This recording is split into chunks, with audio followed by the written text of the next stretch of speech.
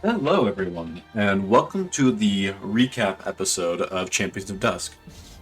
I am putting this as a pseudo session zero for anyone who um, has is interested in watching this campaign, as this little blip is going to be the recap for literally the entire campaign. This campaign started in November of 2023 and has been going for quite a while. So we might be here for a bit, but context is very important in this campaign. So because there are a lot of things that will get you confused if you are familiar with any of the other storylines, because you'll see like certain characters that are here that it seems like they shouldn't, or it'll be like way far in the future, or way weirdly in the past. There's just a lot of plot points that don't quite make sense. If you don't know the context of the entire campaign. So I'm just going to kind of briefly send us all the way through it. But first, I need to establish a key feature of this campaign.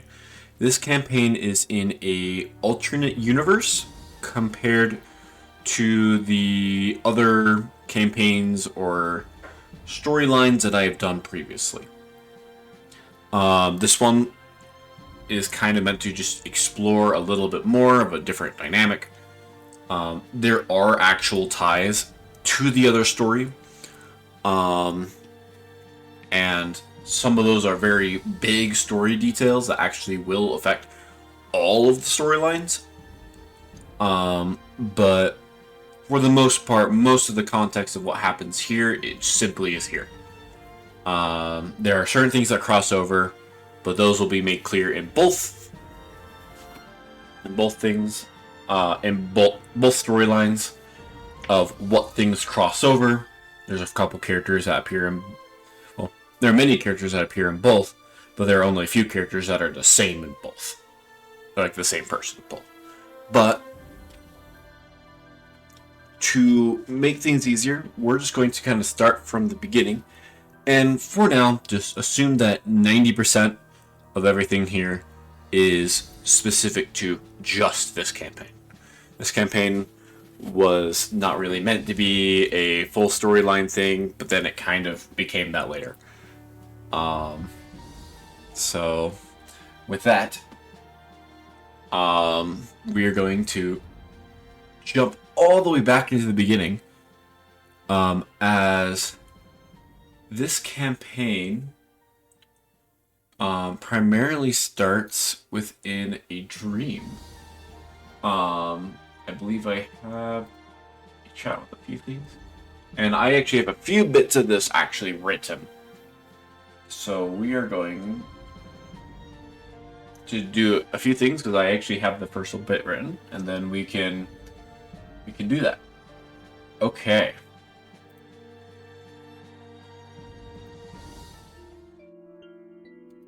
This campaign starts with a little dream sequence that is shared by all the players.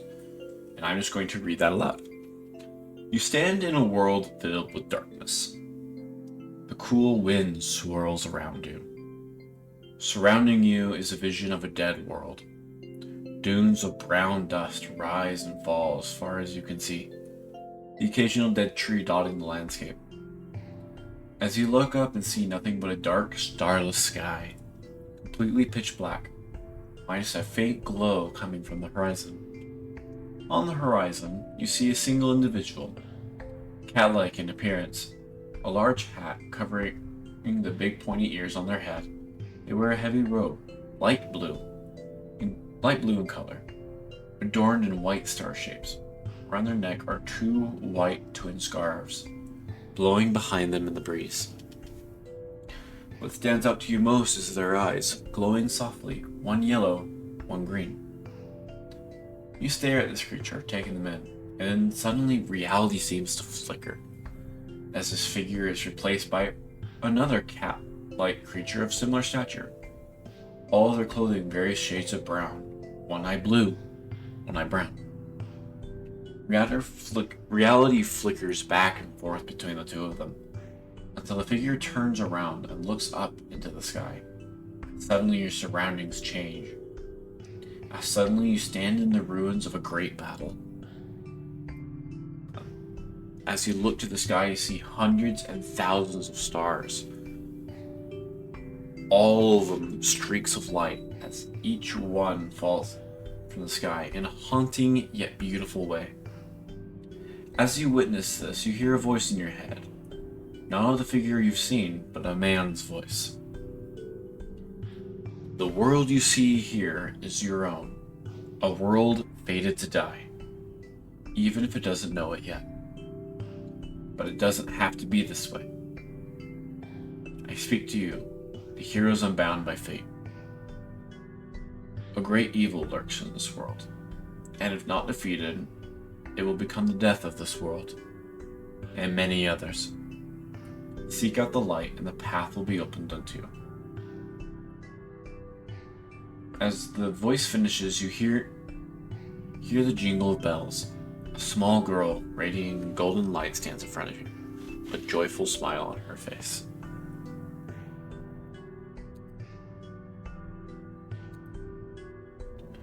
The party woke up in a dungeon. All of them trapped in their various prison cells, all of them weakened. Although they had been relatively decent or relatively capable previously, it feels as all of their abilities have been drained from them at this point in time. As we introduce 4 of our 6 main characters. As Lum, a shulk.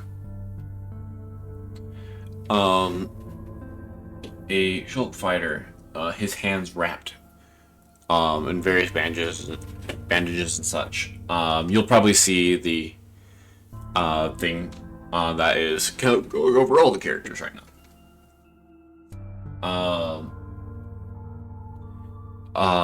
But then we also have Lum and Havalia. As those 3 started in the prison. In one of the cells, it was a small cage where Bingus was at one point held.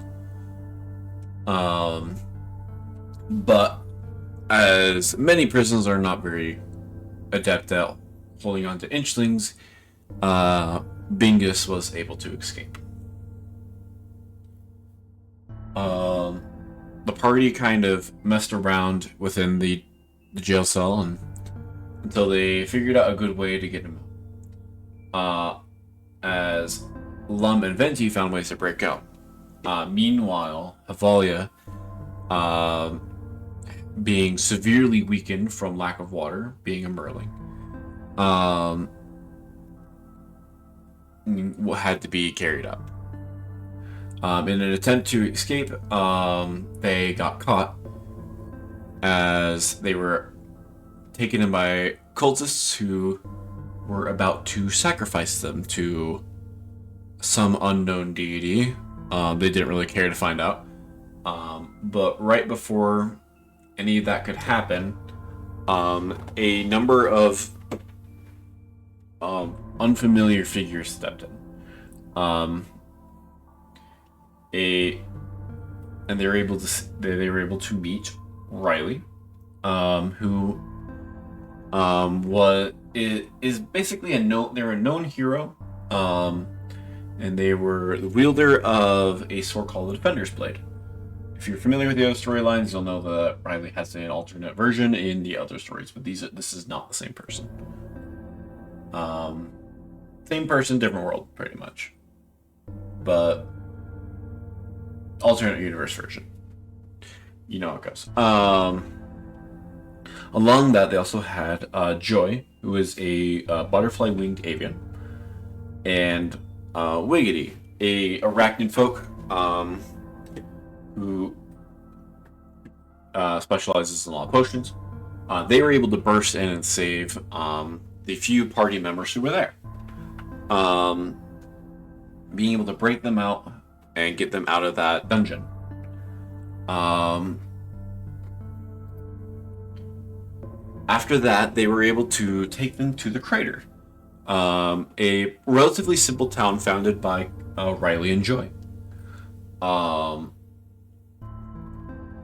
um, they were able to be nursed somewhat back to health, and owing Riley a favor, they decided to go and further investigate the Lum, Bingus, and Venti decided to go and investigate the dungeon a bit more, try to figure out what was going on, why they had been kidnapped by the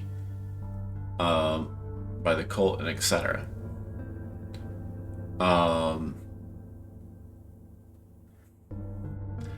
After that, they went. Also, Hevalius ended up staying behind to recover from wounds and stuff like that. They went and explored the dungeon, as Venti was able to get their hands on a divination star.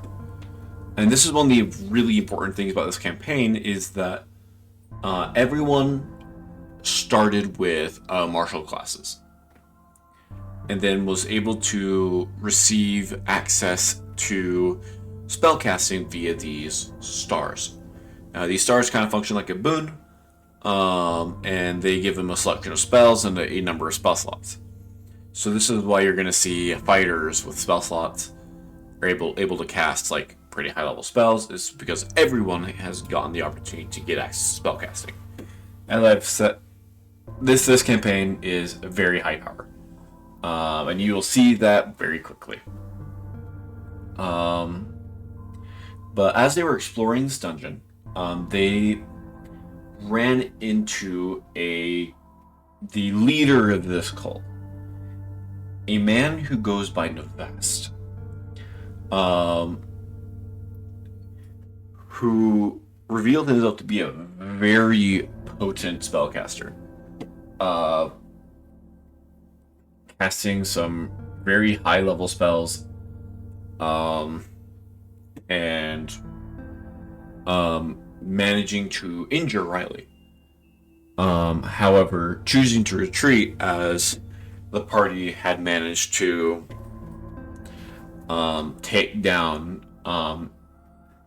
the other cultists in the room, choosing to retreat and come back at a later time. However, the party was also able to get record of a few notable symbols. The symbol of a large dragon that was etched into... Oh, actually, I think it was on a banner of sorts, if I remember correctly. But also on Nevast's cape. And the party decided to try and keep that in mind. As seeing that this cult leader, Nevast, seems to be a pretty big threat, and having caught a bit of his ire, have chosen to try and hunt him down.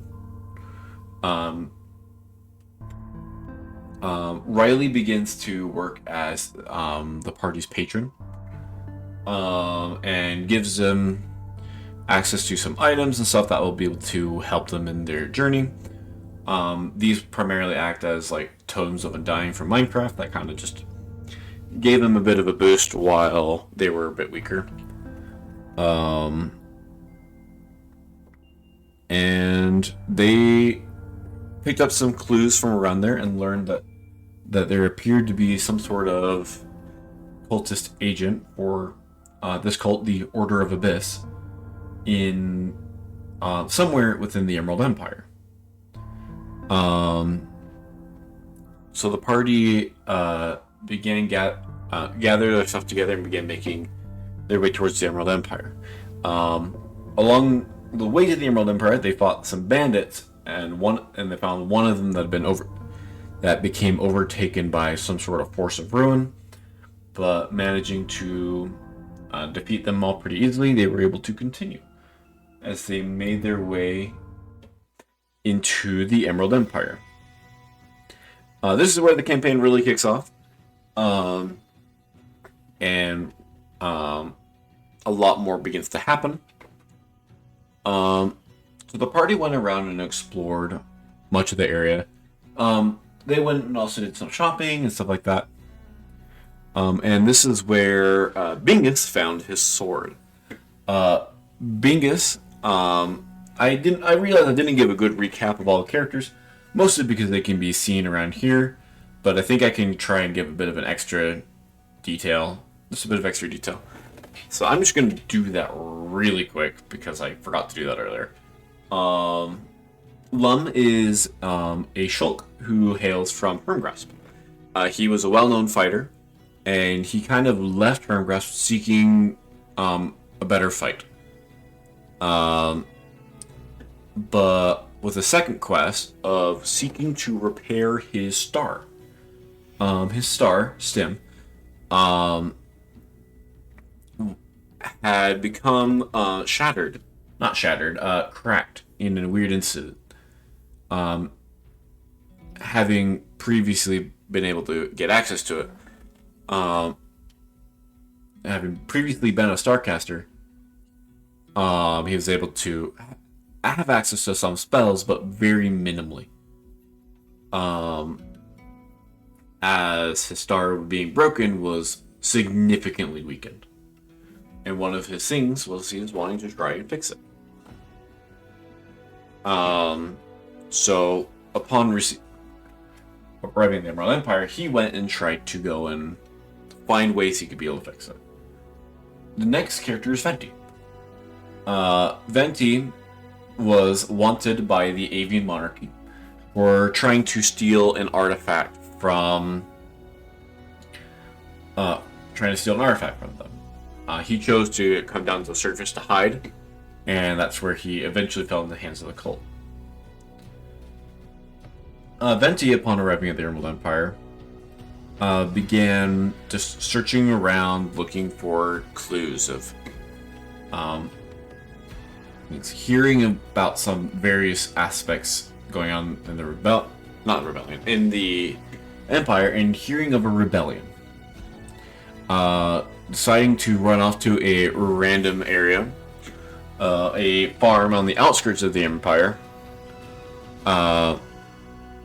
he managed to run into Silvo, the leader of the Dusk Rebellion, and snooping around and avoiding her gaze, staying hidden.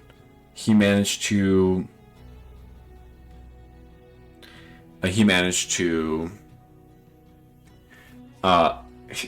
uncover a bit of what's going on, and also stole a couple drinks, as Venti is somewhat of a drunk.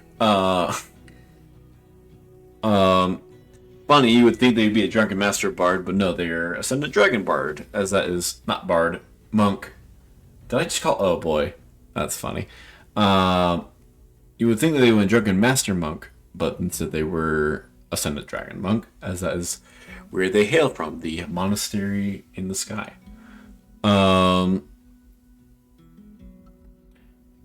and Havalia knew each other pretty well. Bingus as a champion fighter, and Havalia as a elementh monk. Bingus was a pinecone salesman. And Havalia was kidnapped by pirates at one point and managed to escape.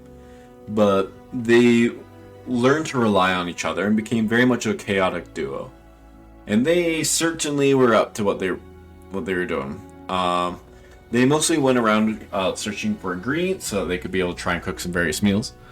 And then they also this is where Bingus found his cursed sword. As Bingus went around looking in a cursed weapons shop, or not cursed weapons shop, a weapons shop, and decided that it would be a good idea to touch a random weapon. Turns out that weapon was cursed with Curse of Binding, and he now had a +3 greatsword permanently stuck to him, to his person, and he had and pretty much almost got the police call on him for stealing. They couldn't give it back. Oh, I didn't mention it before, but Lum is an Echo Knight. But they all went around and tried to learn various things, various details. Venti found out about the rebellion. Lum, as he was searching for stuff for a star, got a note, seemingly from Navast himself. Mostly specifying that, or threatening his friends back at home.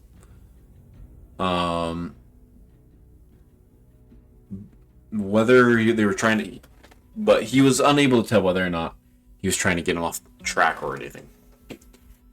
But doing that, they all reconvened, having found a very little sign of the cult, only finding signs of the rebellion and such.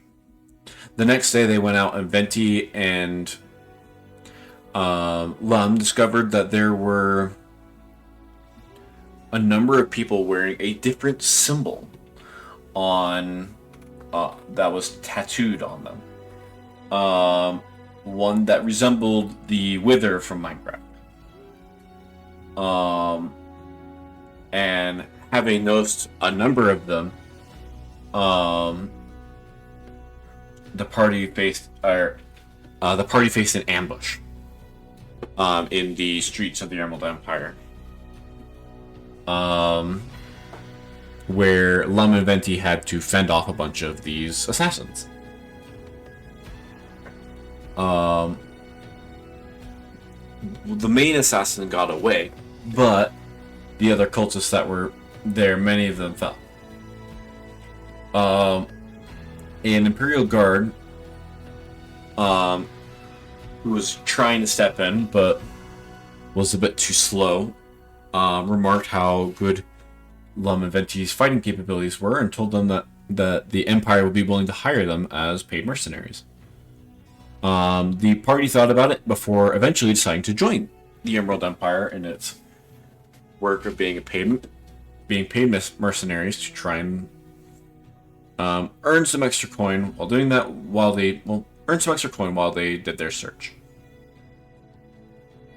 Lum also learned that Silvo, the leader of the rebellion, seemed that like they might have some additional info that might potentially be able to help them out. Though, in the middle of the night, feeling a pulsing from Sim, he wandered out into the night and found himself at a church,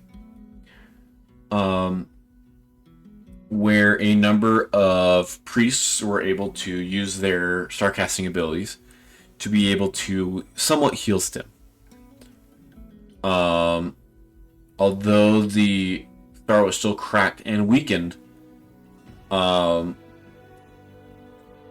it was able to show a significant amount of growth and more capability than previous.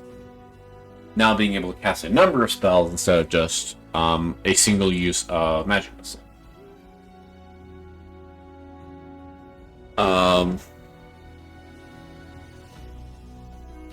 So,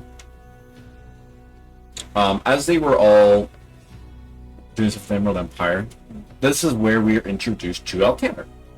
Alcander is the mercenary who was searching for a number of Ender Eyes. To be perfectly honest, it's just a quest for the Enderman.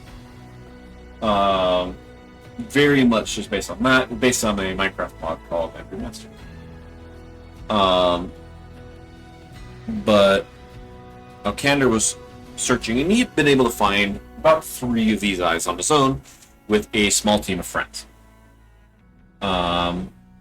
However, they decided to split up in the Emerald Empire. Alcander decided to, after hearing that one of the eyes was located, or at least one of the eyes was located in the Emerald Empire, chose to follow the same path as the rest of the party, and happened to run into Lum. The two became quick friends and ended up kind of joining forces. Um, taking a couple shifts together. As they took shifts, they were able to get paid a decent amount. And Lum had a almost brief encounter with Silva. However, not really able to do much about it. Bingus and Lum also ran into a thief inchling who tried to steal a number of items off of them, and they were able to learn that this inchling was named Dwayne.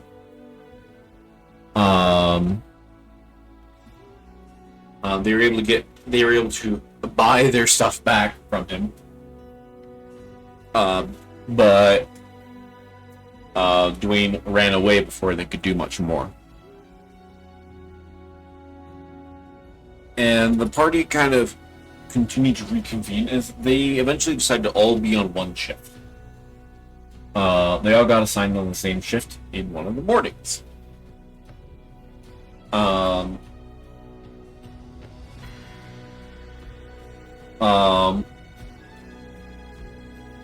Where they were able to share some of their findings, but in the midst of this, there was an attack from the rebellion. So the party all reconvened, ordered each of them ordering some of their troops around, as this attack was led by a kitsune named Yuki. As this new party member found themselves on the opposite side of the conflict.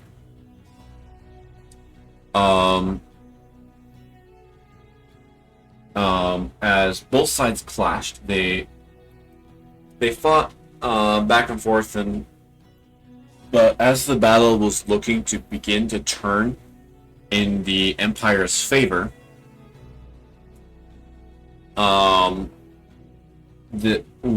this power of ruin came over one of the Imperial Knights and began attacking the party. In fact, actually attacking everyone, unleashing a massive wave of magic missiles that obliterated both sides pretty heavily. Both sides made a brief truce to try and fight against this this entity that had overcome one of the Imperial Knights and managed to defeat it. However, when the fight didn't start right away, or start back up right away after, the High General of the Emerald Empire moved in position and declared the entire party traitors, casting a dominate person spell on Venti, who then aided the Empire in chasing out the rebels along with the rest of the party, capturing Venti in the process. The party escaped to the outer reaches of the Emerald Empire, the forests in that general area, and then then met up with the rest of the rebellion, switching sides of the conflict.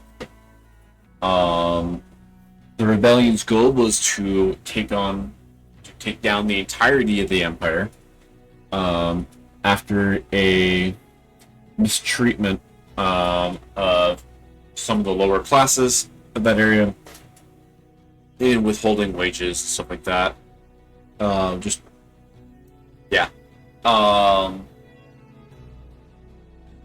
So the party began to work together to organize a mission to rescue Venti.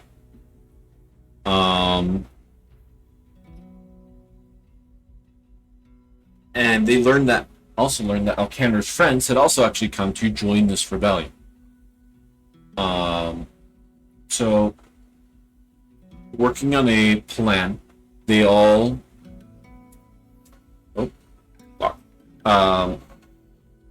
working on a plan, they all snuck into the Emerald Empire.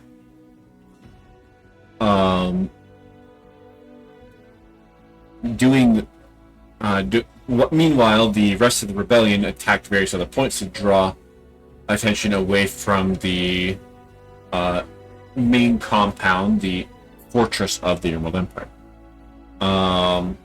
The party snuck in and found the cult hideout, which had been previously found earlier but not explored much.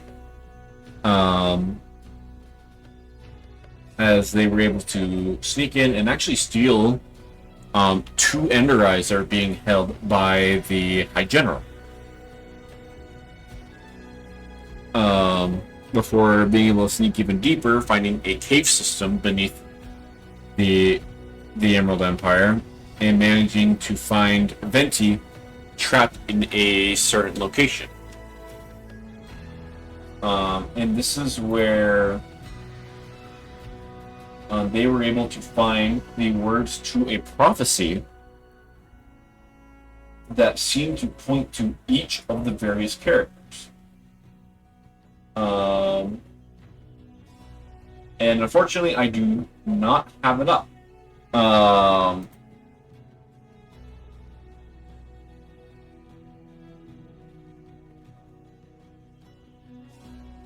But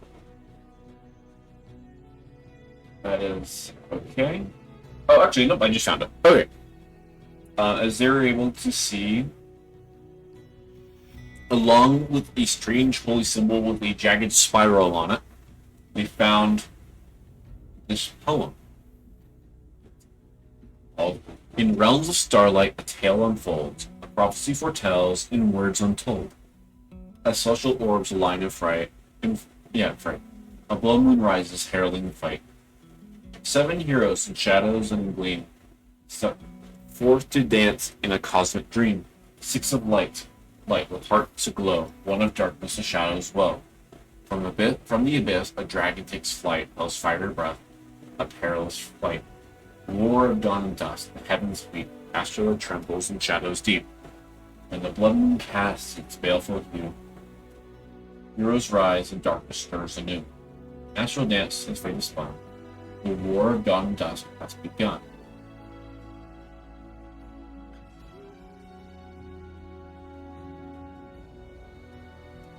So, having found that, along with some other poems that I fortunately do not know where it is, as they found a poem that seemed to be tailored to each individual character.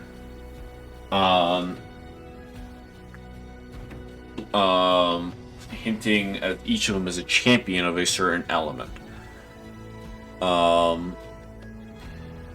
And they were able to eventually learn that these seem to be tied with the great stars of the world, which are these special stars that control various elements of the world itself.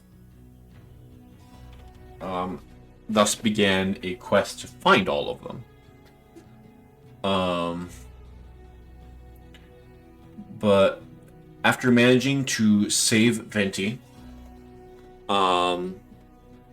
they managed to get out of the Emerald Empire as they began to head north.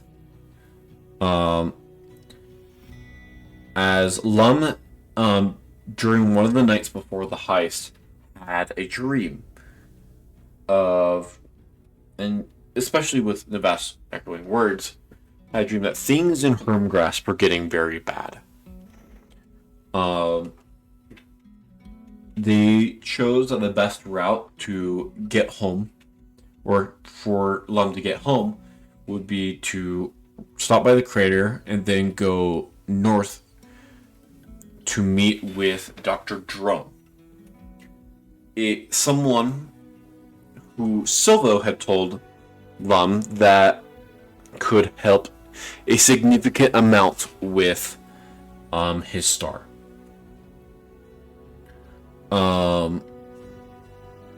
But doing so would require them to travel through the Forest of Origin.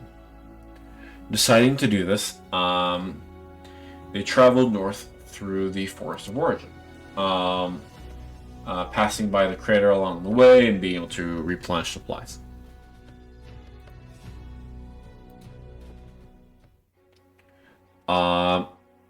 Along the way, as they made their way to the Forest of Origin, they ran into a little girl.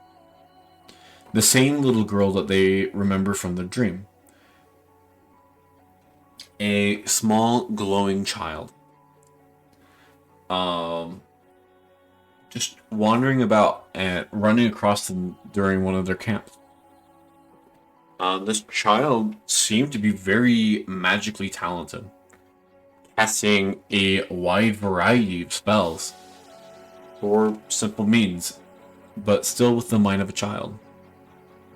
Not knowing what the child was or how to do things, they decided to hold on to the child and protect them to the best of their capability.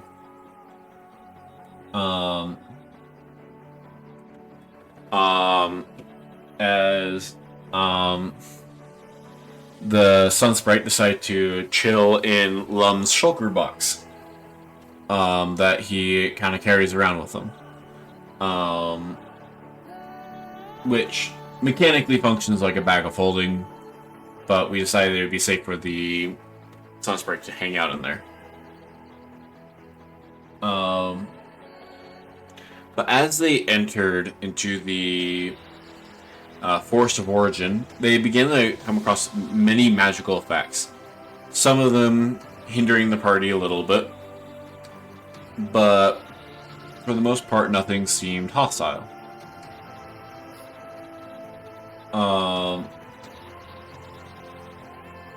As they went about, they managed to find their way into the center of the forest, where they encountered this like celestial animal creature, a spirit of the forest.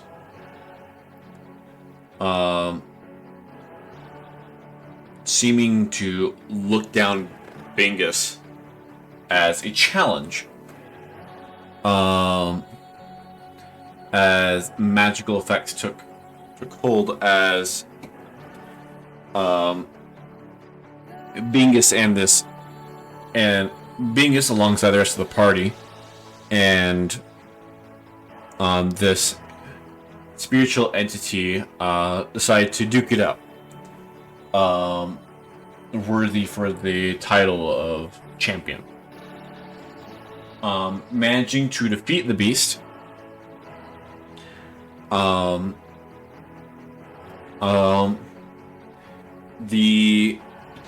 Nature Great Star appeared, and Bingus was bestowed the title of Champion of Nature.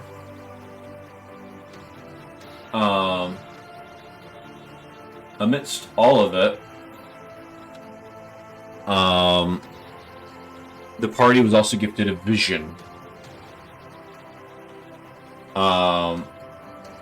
that further encouraged them to go and get all of the to go and find all of the great stars, so that each one of them could become the respective champion of each element. And to follow that quest, and also beware of their foe, which was now given the title of the Unchained Oblivion. And it is at this point that the party was split. Not by the player's choice, but by the star. As Bingus and Havalia found themselves in the southern regions of the map, while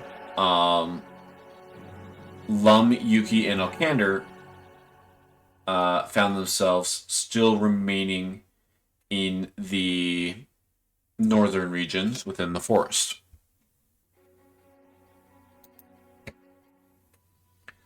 We're going to continue with Lum, Alkander, and Yuki first, and then we'll pick up with Havalia and Mingus later. So Lum, Yuki, and Alkander made their way to the drone labs after exiting the forest with the Sunsprite in tow.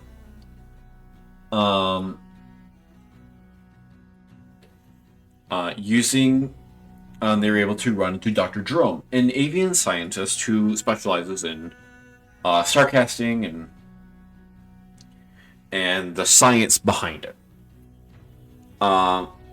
Revealing that they had the Sunsprite with them, they learned the nature of the Sunsprite and how important it was for them to be protected.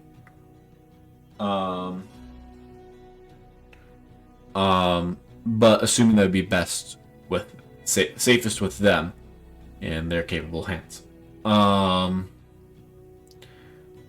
In the midst of all of this,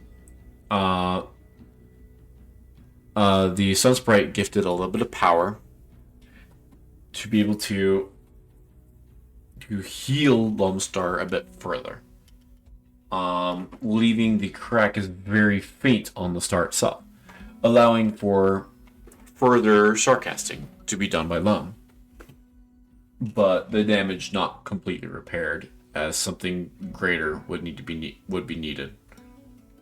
After doing this, the party retired for the night and then traveled by glider, as this lab was up in the sky in some of the floating skylands of the world. They used a mountain to get up. They used a glider to travel over the Forest of Origin and towards Firmgrass, cutting down their journey by a significant amount.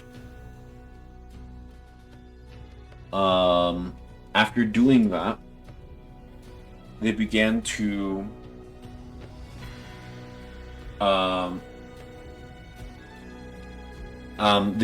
grow closer to Hermgrass.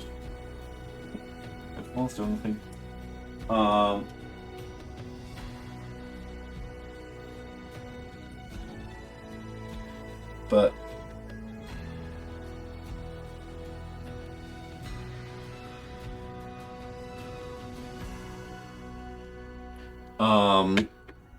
okay. As they moved closer to Hermgrass, they found the place to be very shrouded in a strange mist, amidst storm. Although they couldn't see it very well, it seemed whenever that lightning flashed, that the silhouette of a castle could be seen in the mountains, one that didn't exist. But then during one night, a strange version of Lum's echo appeared. A blood red.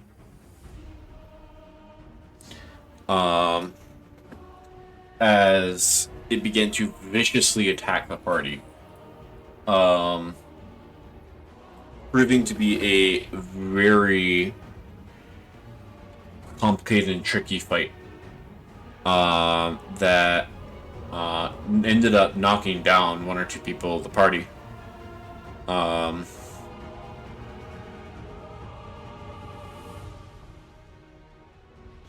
But they look at, as they discover this echo having seemingly vampiric properties.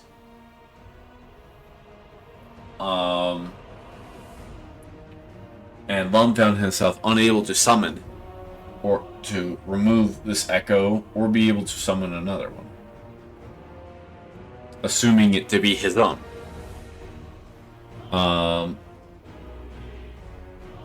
They rushed into town after this happened, only to find that Lum's friend, we jokingly refer to her as his girlfriend,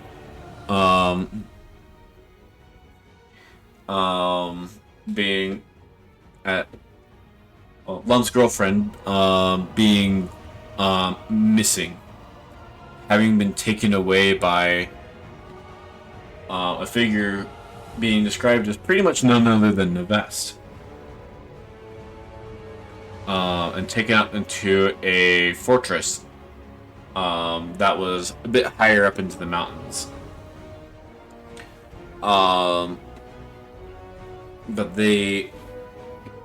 But as they came into town, they learned that Mana's parents, Mana being Lum's girlfriend, that her parents had been turned into vampires by this echo. And her parents being hostile to Lum in various capacities, chose to attack, and the party had to fend for their lives. As Lum found himself falling under the control of a all-consuming rage. That we decided to refer to as I can't remember. I think it was a blood rage. I forgot what we called it. It's been a bit. But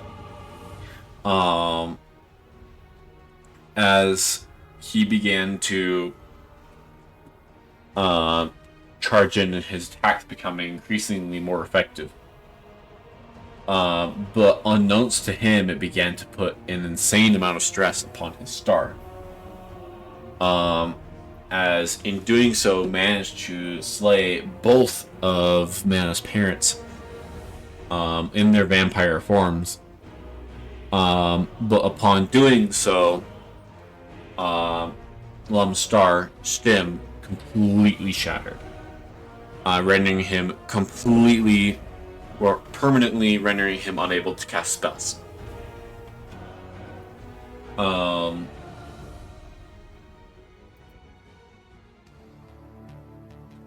After that, party did what they could to nurse Lum back to health after being knocked down.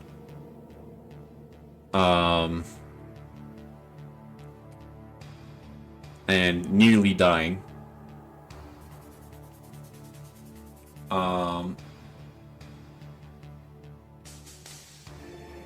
As they were able to find his parents and find that despite everything, his parents were fine.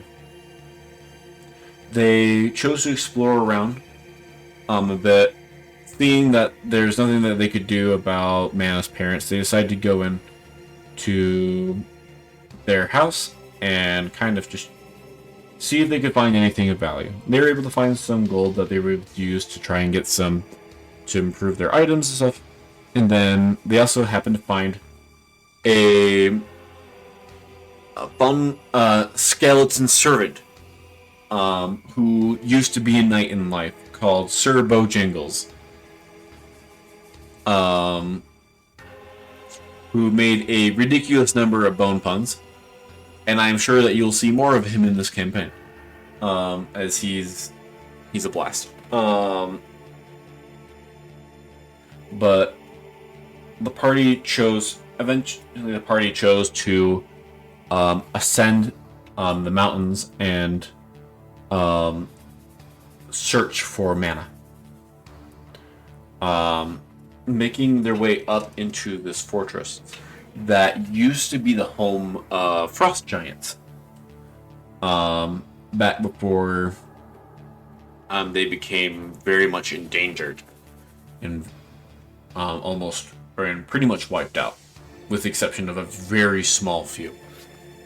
And they found the entire place crawling in these iron golems, and suffering a few levels of exhaustion from the cold, they had to travel. They had to move very carefully through this fortress as they tried to navigate all of these hallways and get what they needed as they made their way to the top, managing to, in the process, be able to clear their exhaustion.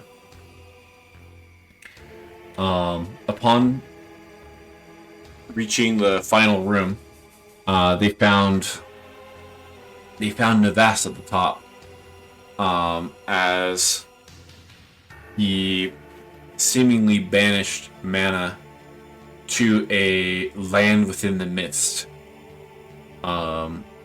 A vampire-like figure accepting her on the other end of the deal. As Navas made quick work of the party, managing to knock down the members of the party multiple times, and actually managing to kill one, who was brought back with a Revivify scroll.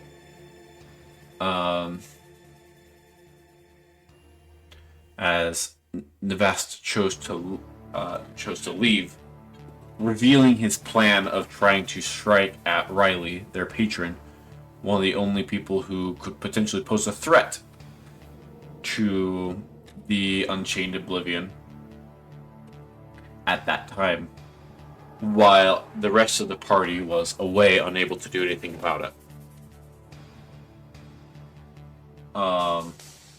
Throwing and before sending a corrupted star at them to try and finish them off.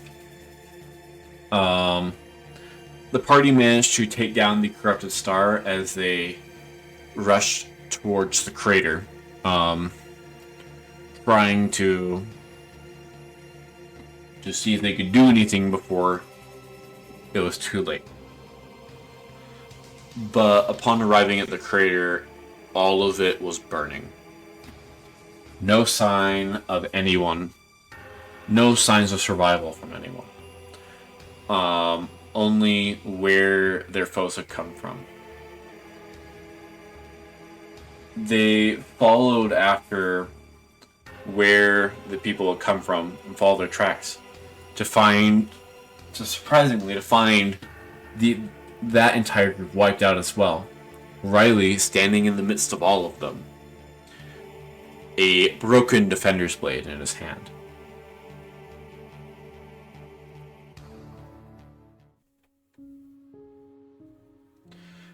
The party took a moment to reconcile with Riley and his grief. As they began to work on a plan as to what they could do next.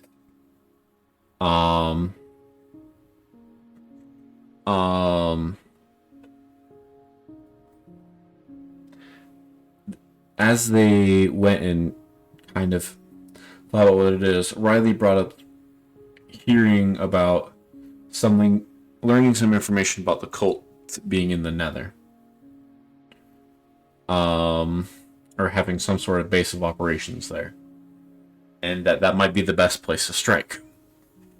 And that he himself would join them. So the party chose to work together as they began traveling towards the Aurora Aegis Conclave, where there were some mines that had access to a nether portal. That this would lead them close to where they would need to go.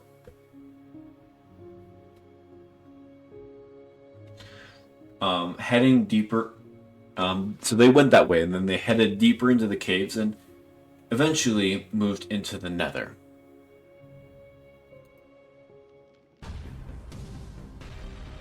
Within the Nether, they had to fight as they had to travel for multiple days in the Nether, being unable to recover their strength at any point during the journey.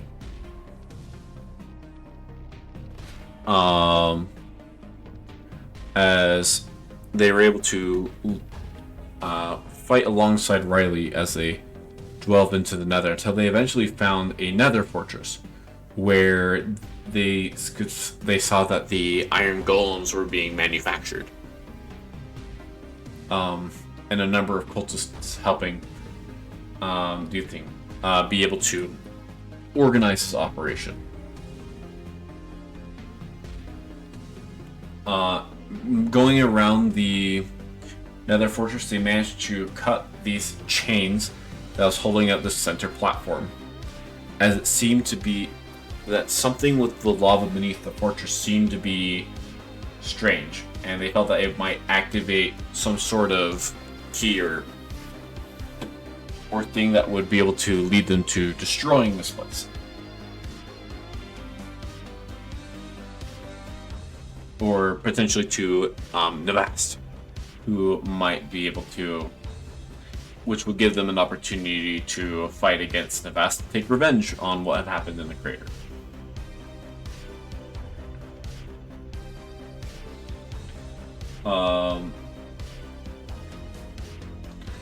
As they did so, they were able to drop this platform into the lava, as it revealed an area below with a black substance. As they had gone around this fortress, they also found various black skulls, one of which had actually been found a lot earlier in the Emerald Empire that I completely forgot to mention. But seeing the structure, they felt as the skulls were pulled towards this entity, as they ended up summoning the Wither.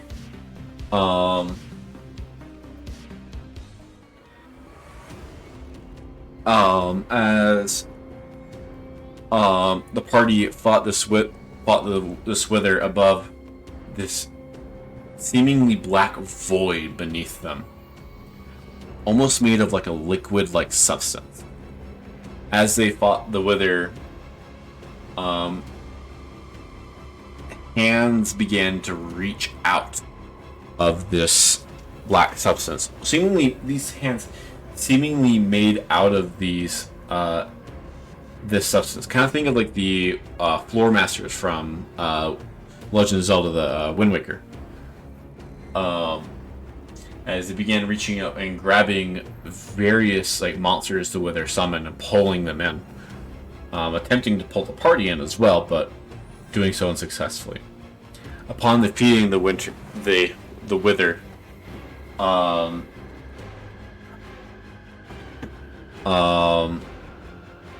Wither exploded, breaking the seal on this thing, as veins of purple energy began to fill the Nether.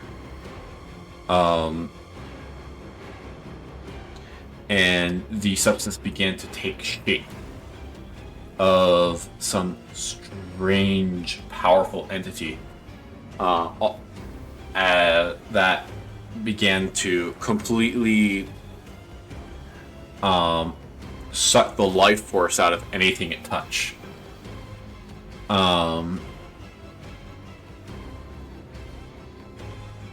As Riley activated his light bearer state, this becoming more of a strange purplish color, rather than its usual white, as he tried to turn against this entity, as he banished the rest of the party, trying to save them from this entity. As the rest of the party found themselves in the snowy fields of the Aurora Tundra. But only moments later, Riley himself appeared, now seemingly under the power of this entity.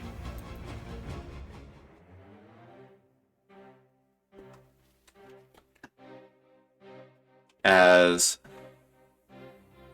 now being turned against the party, a vision of what was to come appeared all around the party as they saw the entire world being torn apart, the stars falling from the sky. As Riley revealed himself to be none other than the Warrior of Abyss. Having now been twisted, having his mind be twisted into what it is now, as the entity controlled him, as he revealed that the true nature of the entity being the Unchained Oblivion. As he channeled this power and laid complete waste to the party, managing to only take them down in a couple rounds.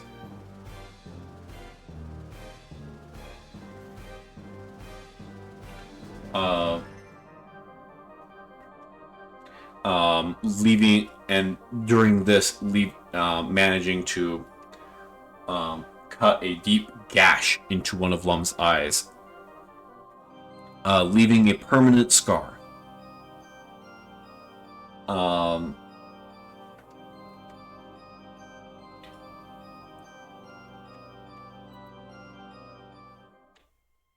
However, the Sunsprite survived, as Riley, throughout their journeys, never came to the knowledge of the Sunsprite being in the party's possession.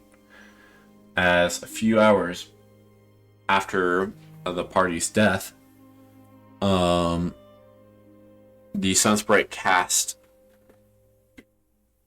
True Resurrection on the remaining members of the party, as they were transported to a place known as the Astral Library.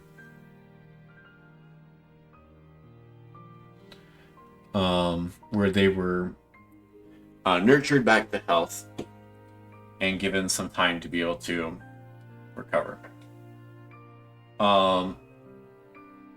It was after that the party learned of... Well, the party was directed to a place called Barovia, where mana could be saved.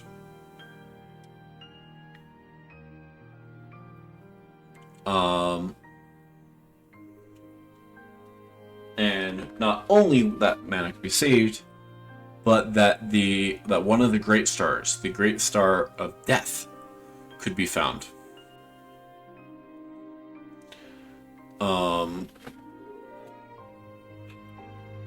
After gearing up, the party decided it was time to go, as Yuki's mother appeared before all of them, revealing herself to be what is known as a Mistwalker, as she led them towards the lands of Barovia, telling them that they would be able to find the Nether Great Star, the Great Star of Death, within Castle Ravenloft.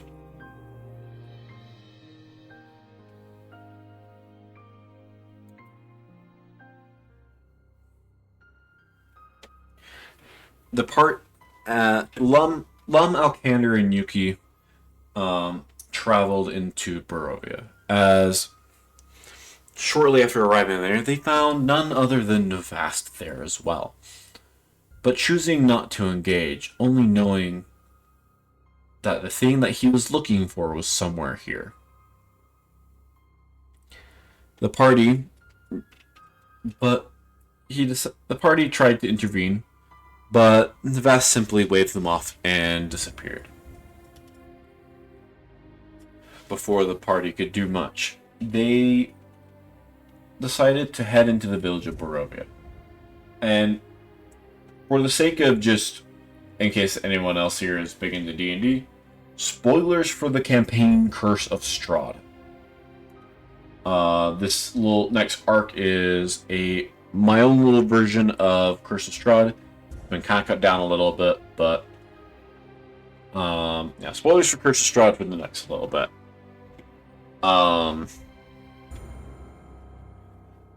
Okay. But the party headed into the village of Barovia, where they actually found mana. Surprisingly enough, mostly untouched.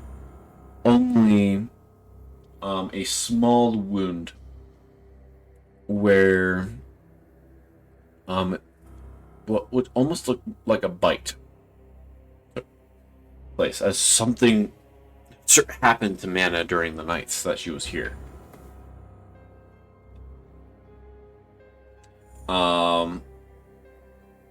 The burgomaster of the town of Barovia chose informed them that the safest place for mana would be a temple in the town of Vallaki, or a church in the town of Vallaki that was designated to be holy ground. And the party decided it would be best to take her there, so that she could be safe from Strahd, who they learned to be the count of the land, and most likely the vampire that Navas had been speaking with, along with the vampire who may have assaulted Mana.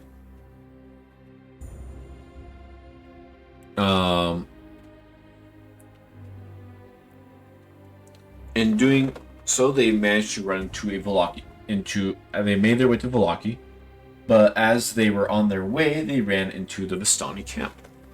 The Vistani being a group of Arachnan folk, who spent most of their time drinking, but one of them being a fortune teller, who gave them some very critical information for their quest, being that they would be able to find something with the Defender's Blade. Speaking of the Defender's Blade, at this point, Lum was actually given the broken Defender's Blade, as Riley had no use for it, and Lum was able to use this to occasionally imbue some of his attacks with divine power, aka Divine Smite. But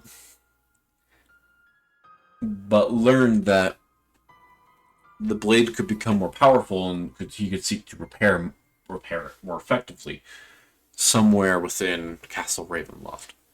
They also learned of a secret tome that was hidden somewhere in Kresk, as well as someone who would be their destined ally somewhere within the Wizard of Wines, along with a shield in that location.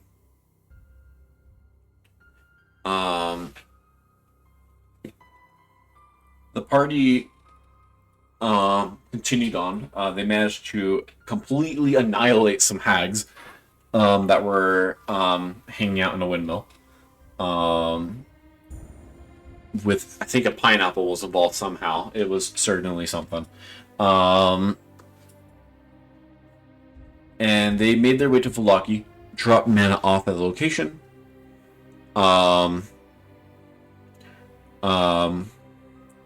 Where they were able to briefly meet Father Vargas, who played a role as both the Baron and the priest of the town, who the party seemed to be very skeptical of, as simply put, he had made happiness illegal. Not happiness.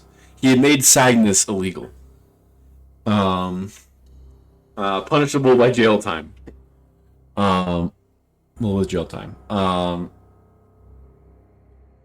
And the party decided to take about 3 days, as they wanted to study some magic books they got, that would be able to increase their stats. At the end of the third day was the Sun Festival, where lots of festivities were happening, as Father Vargas went to go and light a big pillar of a big bonfire, and the rain unfortunately put it out. But before the party could intervene to help with anything, Strahd's voice echoed out, condemning the party for taking their time, or taking so much time doing nothing. As multiple echoes of Lum challenged the party. As the party fought waves and waves of undead as they began to appear, led by these echoes. As the echoes kept returning whenever they were defeated, until suddenly the echoes began to change and take the form of Lum's friends, or of other members of the party, being able to cast spells and more, until the party found all of them, as everyone in the party was knocked down. As Vasily, a blonde man, who was helping out in the church, came running in and cast a sunlight spell that seemed to banish all of the echoes, saving the day at the last moment. As the entire town applauded him,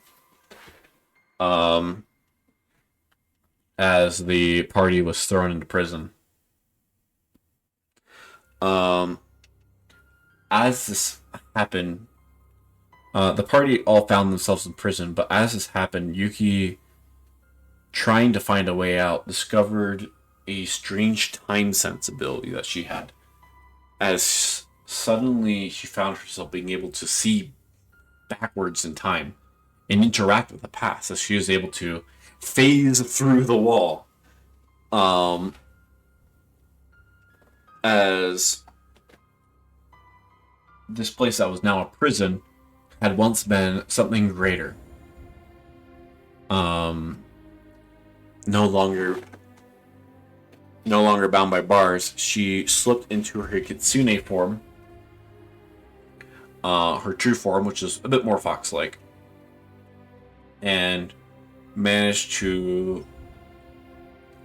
find Wiggity and Adeline, who had previously gone missing, and Riley had been searching for them before the crater was attacked.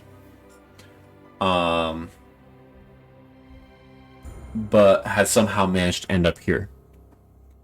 As Wiggity and Adeline were able to help get the rest of the party out of the prison.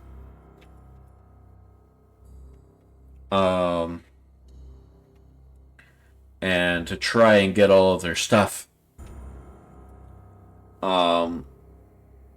they managed to remove mana from the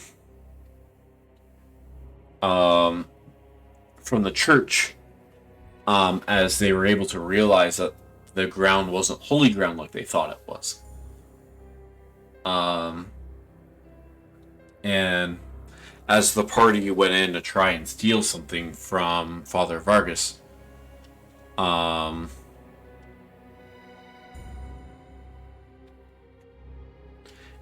particularly, I believe, also to warn him about the not being holy ground, Vasily appeared, stabbing Father Vargas in the back, revealing himself to be none other than Strahd.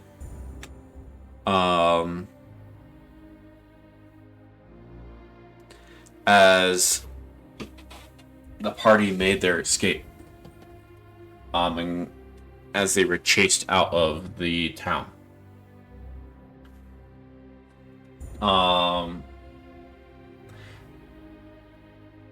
Upon being chased out of town, they made camp, and during the night, the party was once again assaulted by Strahd, who came for mana. Um, Alcander, who happened to be on watch that night, had no choice um, um, but to confront Strahd.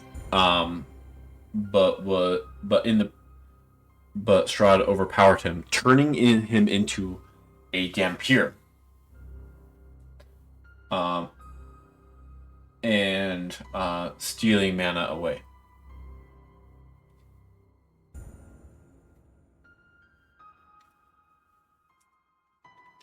The the party remained devastated as Alcander now turned into a half vampire. And mana once again captured by Strahd. The party continued on as they made their way to the Wizard of Wines, where they met the Were-Ravens, and particularly a Were-Raven, Were-Raven girl by the name of Rain,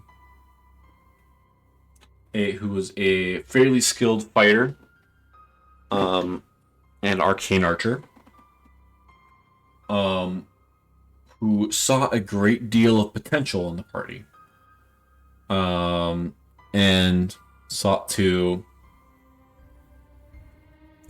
aid them. The party helped clear the Wizard of Wine of blights and some druids who were sending these blights after everyone. As they managed to recover the Shield of Ravenkind from one of the, I believe it was just from one of the rooms in there. I believe it was the glass thing within some of the sand in the glass room, glass blowers room, I think. The party then managed to reconvene and managed to try and get 2 elemental gems that would help restore the Wizard of Wine's capability to make wine, which was a really big deal for Barovia, with how terrible things are there.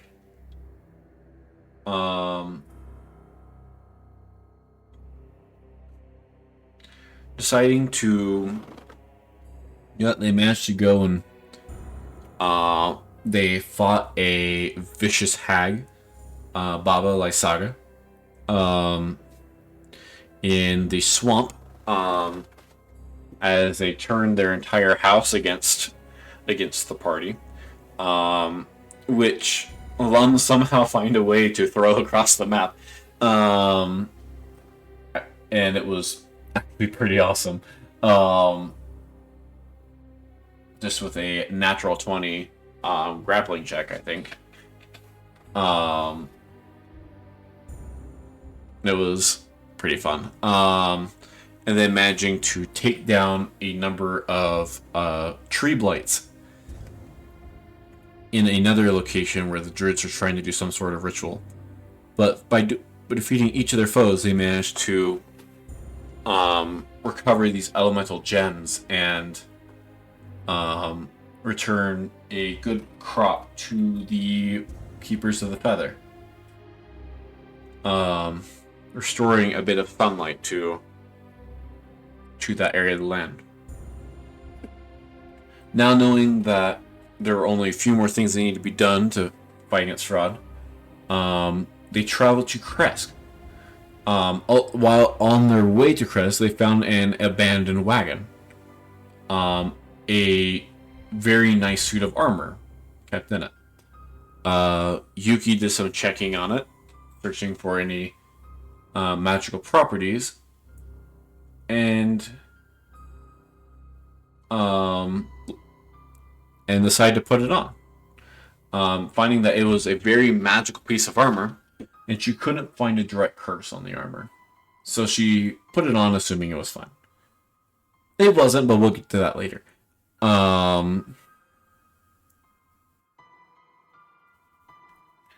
As they made their way to Kresk, and they managed to find, under a certain canopy, they were able to find the Tome of Strahd, a journal-like book that explained a lot of Strahd's backstory, revealing that he had lost his love at one point when his love chose to marry his brother instead. And Yuki remembered a good portion of it through a song that her mother used to sing.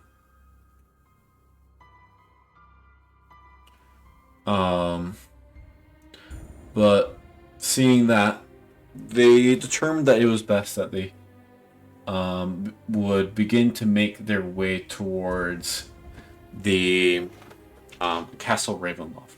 But as they made their way towards Castle Ravenloft, they once again found themselves among the Vistani, as Madame Eva had a new fate to share.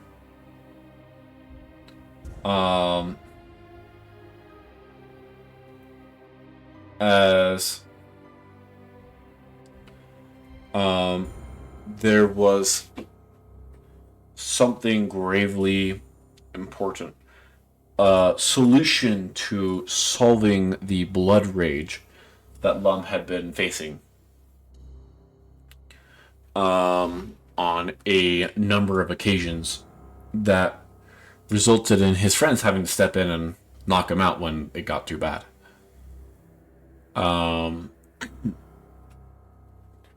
But they would need to go up to the Amber Temple, a location filled with nefarious spirits and entities.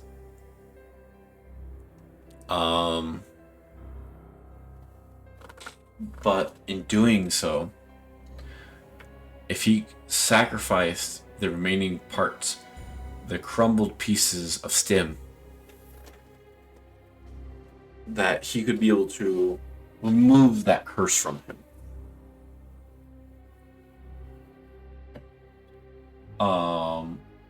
So the party all agreed and decided to journey up to the Amber Temple.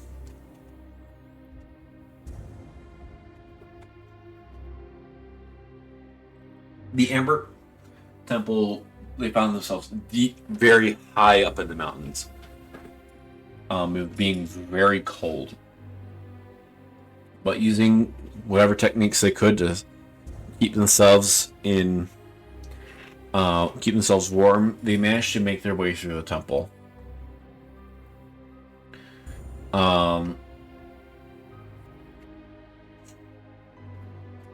As they found, but in the process, they found themselves face to face with various ancient entities, all of them offering gifts.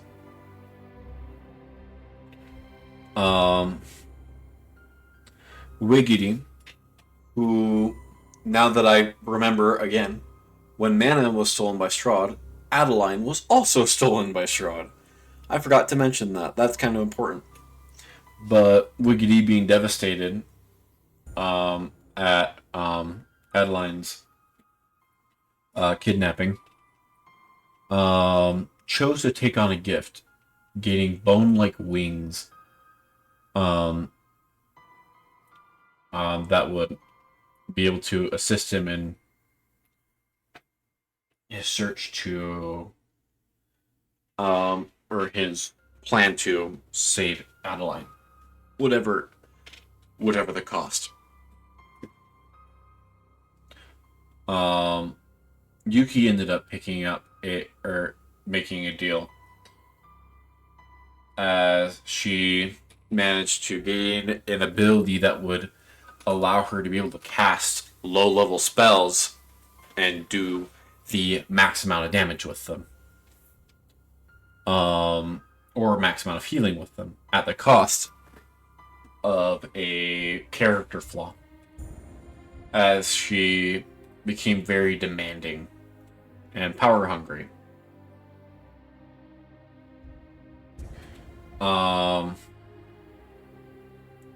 Alcander and Rain both pushed off any attempts Lum considering, but not taking action.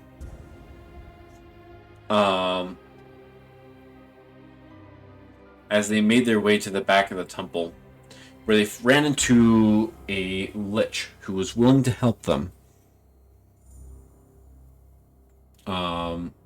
And free Lum from this curse.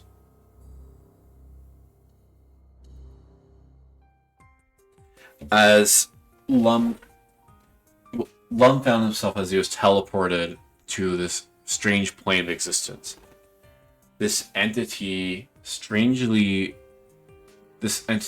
the Blood Baron, seemingly appearing as a mere image of himself. This image of himself stood towering above him,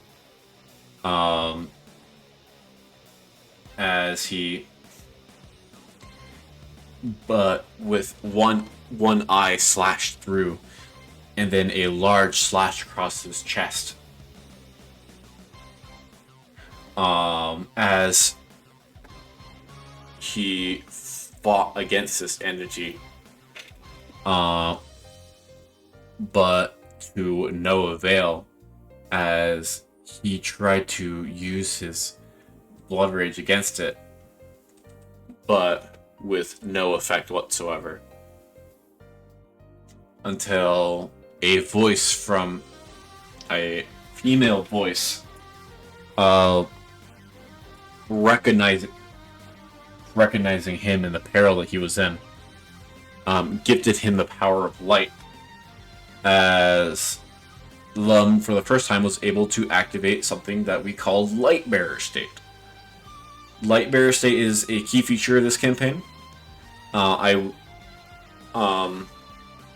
That basically is like a massive stat boost. Can only be done once per adventuring day or once per long rest, for one encounter. Amplifies stats by a lot, and basically it's just a Go Nova mode.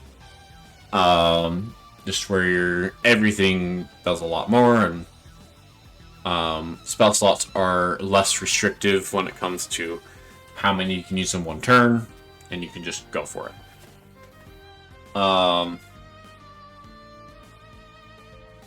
But that activated as he was able to summon 2 echoes, each one of them taking the image of his friends, as they all were able to fight against the Blood Baron, this darkened version of himself. And then upon defeating it,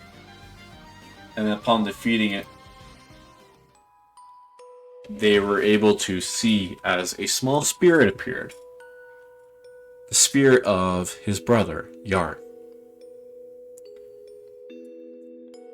But as the spirit appeared, they found the pieces of stem all piecing themselves together, as it was revealed to them at this point that the star was in reality the soul of his brother, who had died at a younger age.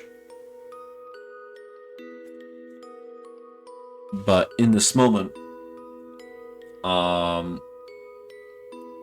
the star was able to be put back together with Stim, now Yarn, all being put together with him now being able to have the full capabilities of a Starcaster. And I now just realized I forgot to mention that Alkander was also able to get Starcasting abilities back as another, and Yuki has always had Starcasting abilities because she's like a sorcerer. That's awkward, but it's okay. We're learning. We're getting the information across.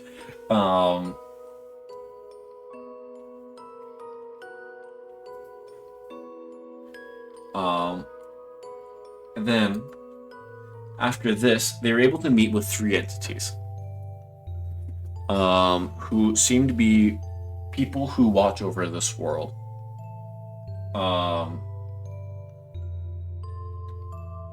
as they were able to learn the true nature of the threat that they were up against. As these entities, the Architect, the Lady of the Sun, and the Celestial Harbinger, were able to tell them the backstory of their foe. Sorry if you can hear the clock in the background, it's doing it again.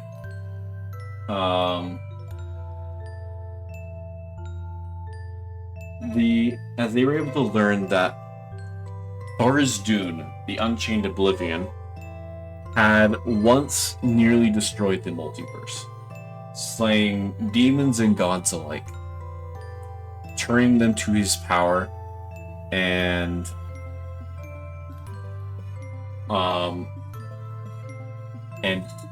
almost wiping out the multiverse. But the remaining gods channeled all of their power together to create this machine called Kolob, dubbed the World Machine, that has been able to sustain worlds for countless millennia. But throughout these millennia, the Unchained Oblivion has been gaining power and will soon be able to overpower the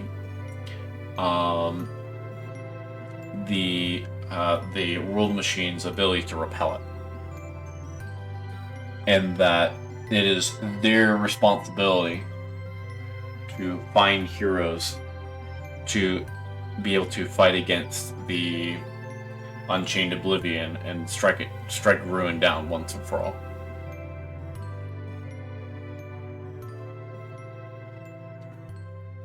As the party returned back to Barovia, armed with new information, they began to head out.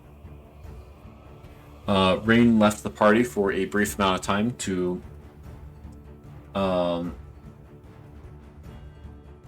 after they received an invite to Castle Ravenloft, declaring that Mana and Strahd were to be wed.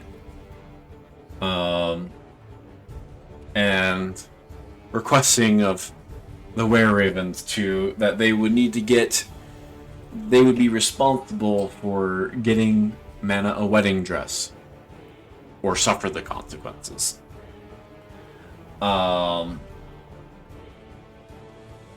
The party, enraged by this information, headed down to Vallaki, so that they could be able to get the wedding dress, and then make their way to Castle Ravenloft so that they could stop the wedding before it happened. But while in Vallaki, they ran into Navast,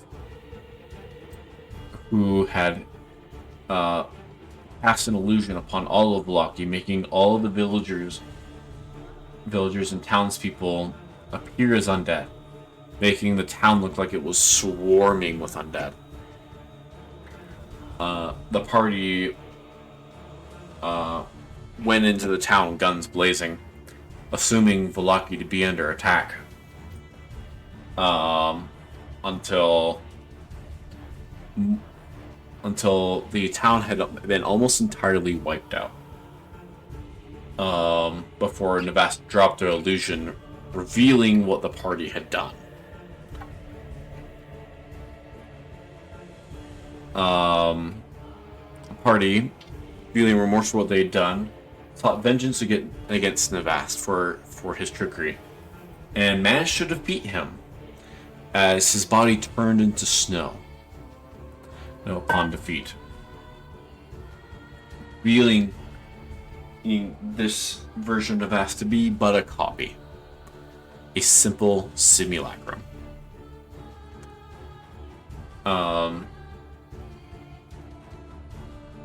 The party managed to pick up the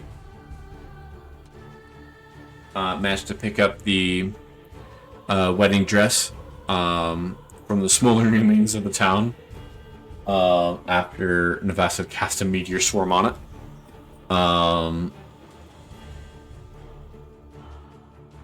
As the party headed to Castle Ravenloft. After a dinner with Strahd, the party went around the castle seeking to find any solution they could to be able to get their hands on the Great Star and more. First focusing the Great Star. As the party made it to the Great Star just in time, finding the Great Star trapped inside a giant crystalline heart. However, another simulacrum had appeared. Another simulacrum of the Vast had appeared, stealing the Great Star away from the party, but not before Alcander was able to grasp the boon of the star, or grasp a boon from the star, and declaring himself the champion of death. The party then made their way down into the depths of Castle Ravenloft.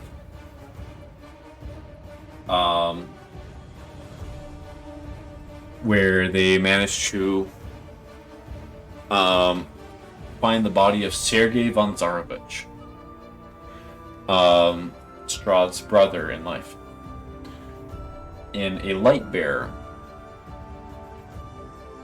where Lum was made a vow to avenge the fallen light bearer, as the broken defender's blade ignited,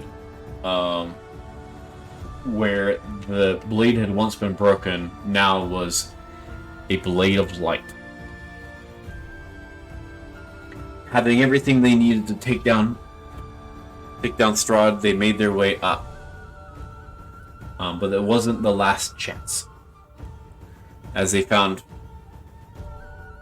Adeline having been turned into a vampire. Wiggity, devastated by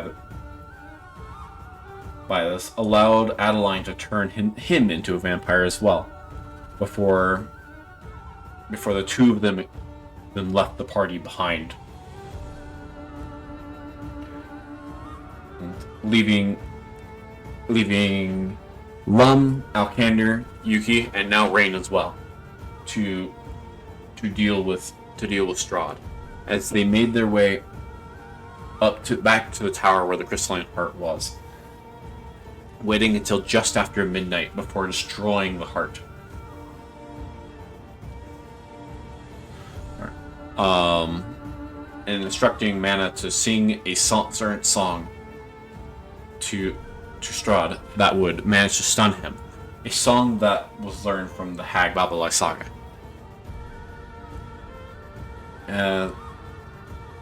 As the night before the wedding, the party was able to confront Strahd. As Strahd, enraged, slew the wedding guests, and sent ghostly images of his former knights to attack the party. The party dealt with each of the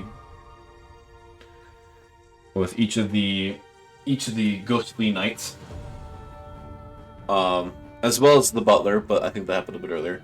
The butler Rahadin, who proved to be a real threat, before confronting Strahd himself.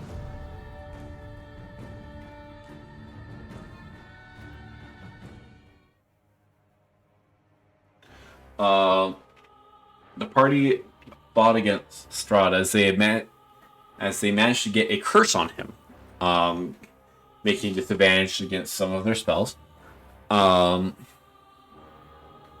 Disadvantaged on saved against some of their spells, and they managed to give him a really good fight. I will note, just the pullback curtain a bit, this was actually the party's first CR30 encounter. And I believe they were all level 12. Yeah, this was actually a pretty tense fight. But the party aligned with Rain and Mana fought against Strahd very viciously, utilizing clever strategies to be able to gain the upper hand and fight. Eventually, getting Strahd to very low health. Frustrated, Strahd threw mana from the balcony of the castle as Rain dived after her. As Strahd began to call upon the dark powers of the Shadowfell in Barovia, claiming that even if it meant the world would end, he would destroy Lum at any cost. The party being fairly weakened from the previous fight, and Lum being almost completely out of spell slots, rose to meet him. As Lum's own soul began to amplify, revealing himself as a reincarnation of Sergei von Zarovich. And Strahd recognizing this. But as Lum's soul was amplified, he regained several uses of Divine Smite. As Strahd became this large death-like entity. As powerful winds began to tear Castle Ravenloft apart, as this fight ensued, Yuki and Alcander managing to get a couple shots off before he and Yuki both fell. Rain saving them before they hit the ground. As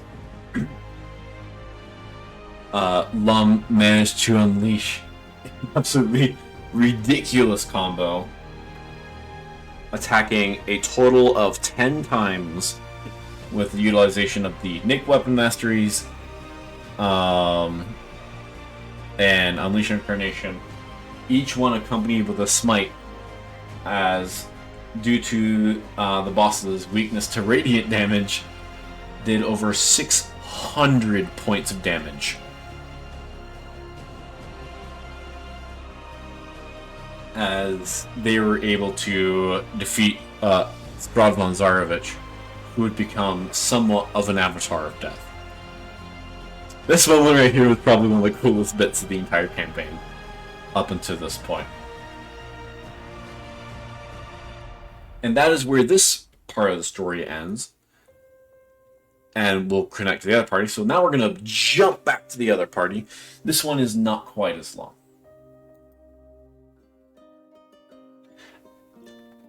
Bingus and Havalia found themselves in the southern swamp of Bastelar. During this time, they made their way towards the Kingdom of Dawn, where they were able to kind of try and get a fresh start and kind of figure out where the heck they were. Bingus, realizing he had new nature abilities, ended up making a treehouse, and they decided to make a tavern out of a tree that Bingus had used his nature boon to grow. And then they ended up training monkeys to sell alcohol. You know, very different experience. As they tried to make money so they could pay off Bingus's debt. Because Bingus, since the beginning of the campaign, had a very large debt because he didn't read the fine print in a contract for a magical bag of infinite pine cones. Searching out for treasure, the party went out to sea. And as they went out to sea, they eventually found themselves in the midst of a storm.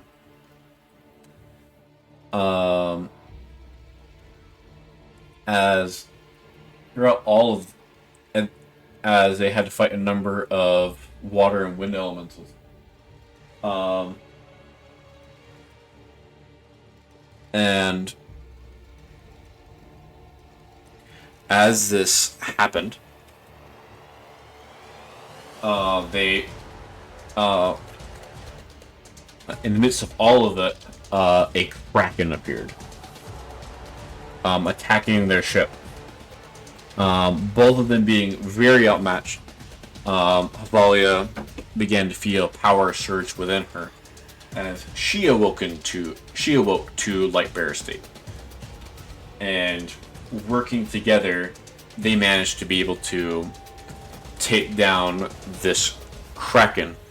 The kraken exploding upon its death, sending the ship flying across the ocean, stranding them on a island of mushrooms. As the party ended up running into Luna, which, if I didn't clarify earlier, is the person that the other party met a bit, but this was like a few weeks earlier. As the party, Bingus and Falia managed to crash there for a little while. And Venti, who had also gotten caught in the storm, having been left behind to recover and had stuck around with the rebellion for a little while, had gotten stuck in while doing a reconnaissance mission for the rebellion.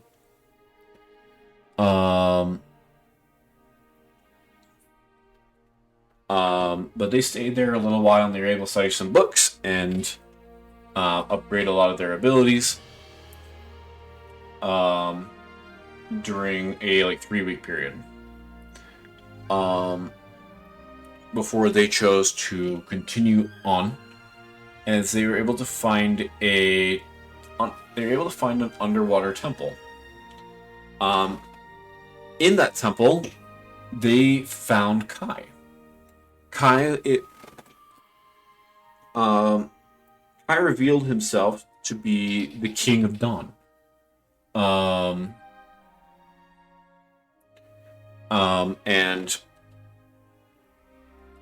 That he was searching for an artifact, as there had been a plot to kill him and he had very narrowly escaped. But was now presumed to be dead by most people. This being the case, he chose to go into hiding while trying to search for this artifact called the Arm of Valor. An artifact that would give him increased strength that would allow him to be able to try and take back Dawn from the Emerald Empire that was trying to take it over. The party, they agreed to help him, and they chose to head back to Dawn. Seeing that Dawn had been under attack quite a bit, or at least under siege by the Empire, they chose to escape. And Kai revealed that he had a crown that allowed him to alter his personage to make him look like anyone he wanted to. That greatly aided him in his ability to kind of stay hidden and pretend to be dead.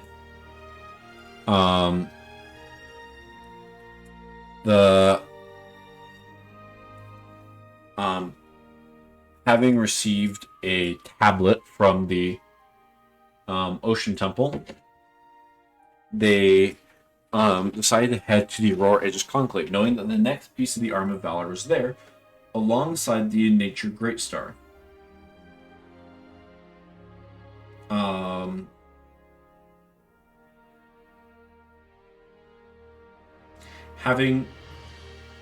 In doing so, they decided to head there.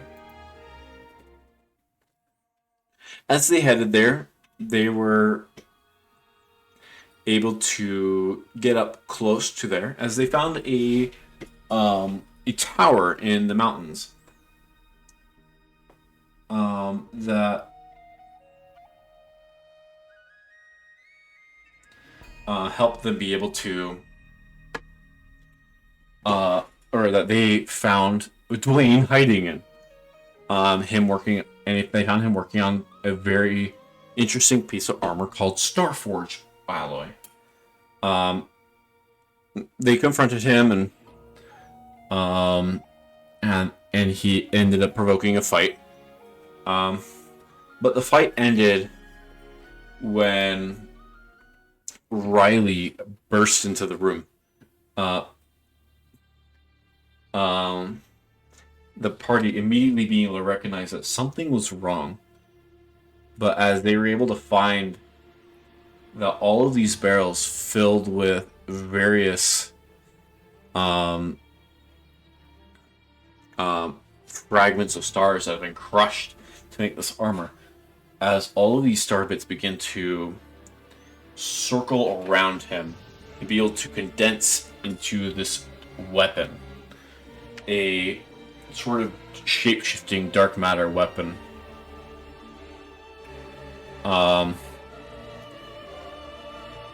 But as the party stood face to face with Riley, seeing what he had become, but before Riley could strike against the warrior, before the party could strike against the warrior of Abyss, or Riley strike against the party,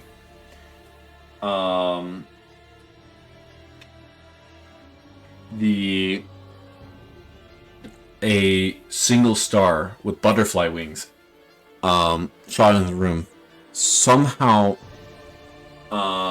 subduing Riley with some strange power. But it was enough, as Riley chose that he didn't have time for the party, and that their time would come eventually, as using his new weapon to slash a rift into reality,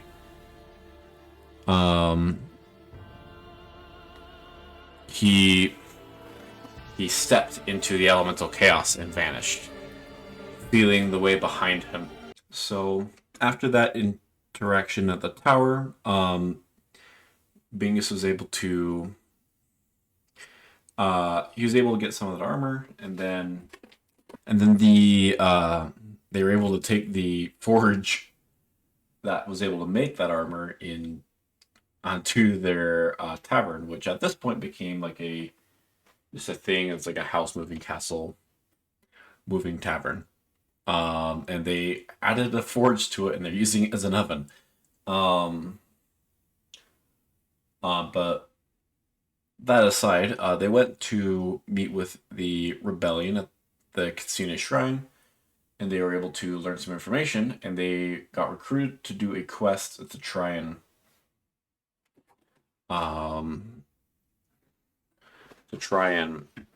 forge an alliance with the Aurora Aegis Conclave. In doing so, I'm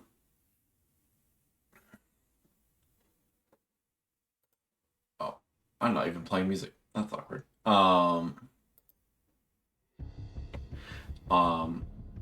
When they arrived, there were very tense negotiations going on, seeing that the Emerald Empire was laying siege to the entire region. And it seemed an attack was imminent.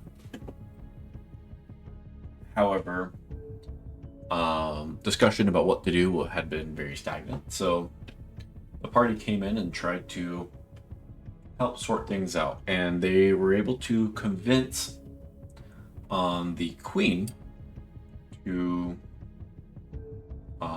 take an interest.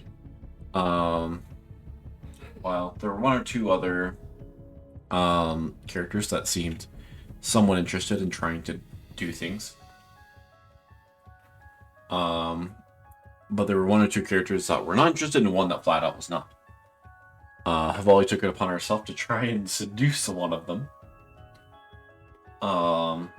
in hopes of trying to get additional information, because they were also trying to steal one of the pieces of the Arm of Valor from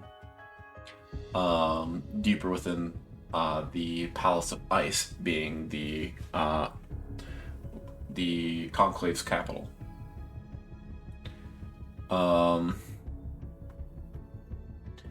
Kai used his crown to kind of maneuver around and try and figure out as many things as possible, which created a very funny incident. As while changing their appearance to mimic one of the other council members, being Galatia, a Merling sorcerer, he ran into Bingus and picked the chaotic option of flirting. It was definitely something, as we all were dying of laughter. And simply put, due to a lot of well-rolled dice, resulted in some very touching moments between the two, resulting in an actual relationship thing happening between the two actual characters without Kai's involvement.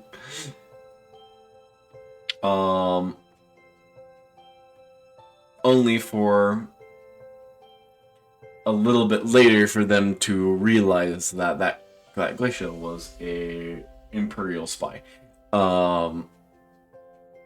So we got a bit of Star-Crust lovers action going on. But as the party decided to throw a feast, where the rebel leaders and the conclave leaders could be able to communicate. And during the preparation for that, Havalia managed to seduce the war captain, Captain Thundershield, a very devout Shulk, who realized that they were kind of at the limit of what they could do, and were looking to retire. And this seemed a good opportunity for them to try and settle down a bit.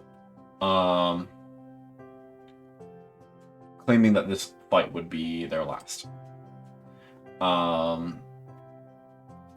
As the dinner was happening, though, the Emerald Empire attacked. And a lot of things were thrown into chaos.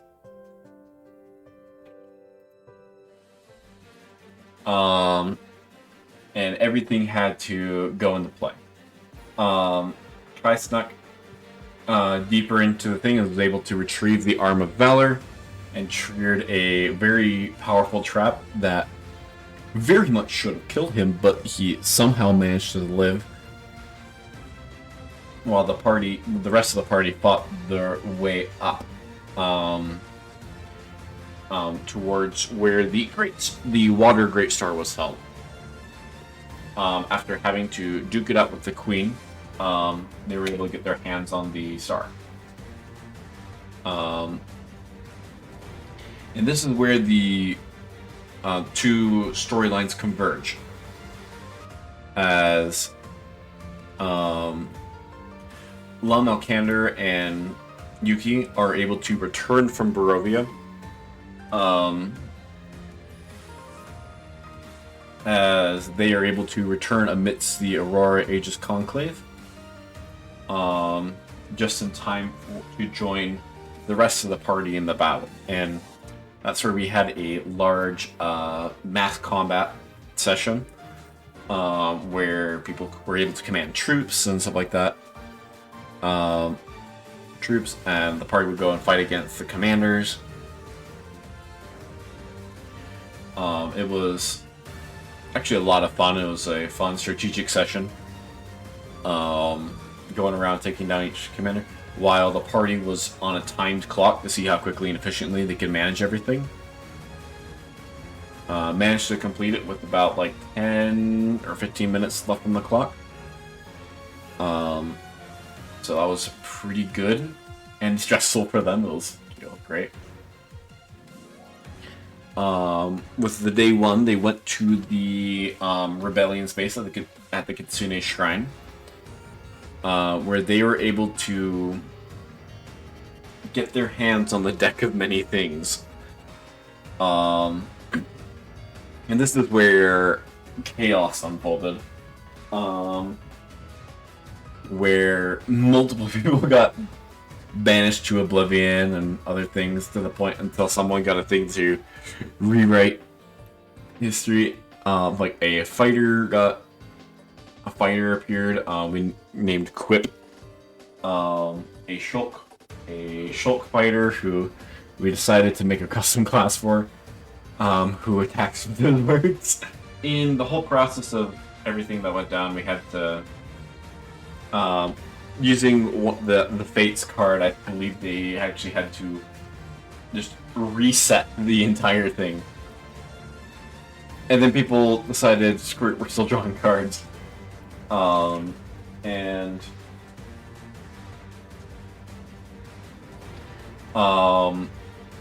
Someone's Yuki ended up getting banished, while a few other people just ended up leveling up. While Kai got a very good draw of cards, leveled up a lot. And with that is up to the current session, where the recordings began. So, hope this should be able to make things work out well. Or that it'll be added a bit of context to the sessions after this. And with that, I hope you guys enjoy the other sessions.